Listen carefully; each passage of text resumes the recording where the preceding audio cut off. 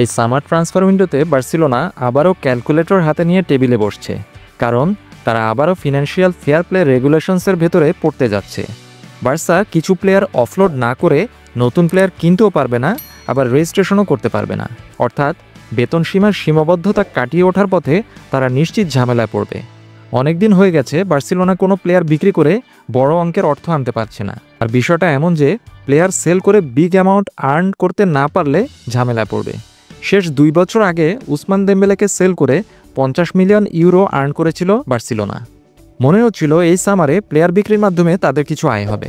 মৌসুমের মাঝামাঝি সময়ে মনে হচ্ছিল ফ্র্যাঙ্কি ডি ইয়ং তার চুক্তির 1 বছর বাকি থাকতেই ক্লাব ছেড়ে চলে যাবেন।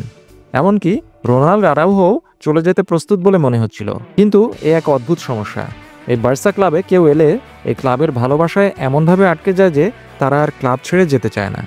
এখন মনে হচ্ছে ফ্র্যাঙ্কি ডি ইয়ং এবং রোনাল্ডো আরাউহো দুজনেই থাকবেন।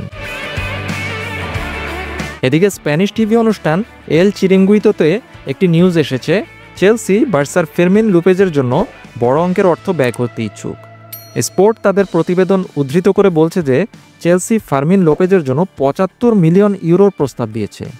এই অ্যাটাকিং মিডফিল্ডার, যিনি বেশিরভাগ সময় হ্যান্সি ফ্লিকের প্লেয়িং প্ল্যানে দানি ওলমোর রিপ্লেসমেন্ট হিসেবে খেলেছেন, এই সিজনে তিনি এই মৌসুমে 46টি খেলায় 8টি গোল করেছেন এবং 11টি অ্যাসিস্ট করেছেন।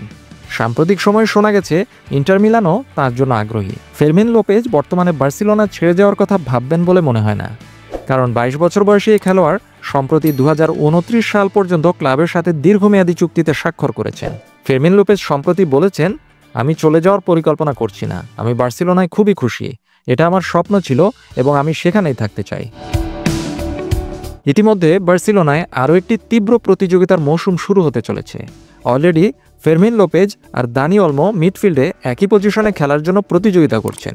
অন্যদিকে বার্সা চাইছে আরেকজন লেফট উইঙ্গার এবং স্ট্রাইকার নিয়ে আসতে। এখন দেখা যাক কিভাবে কি হয়।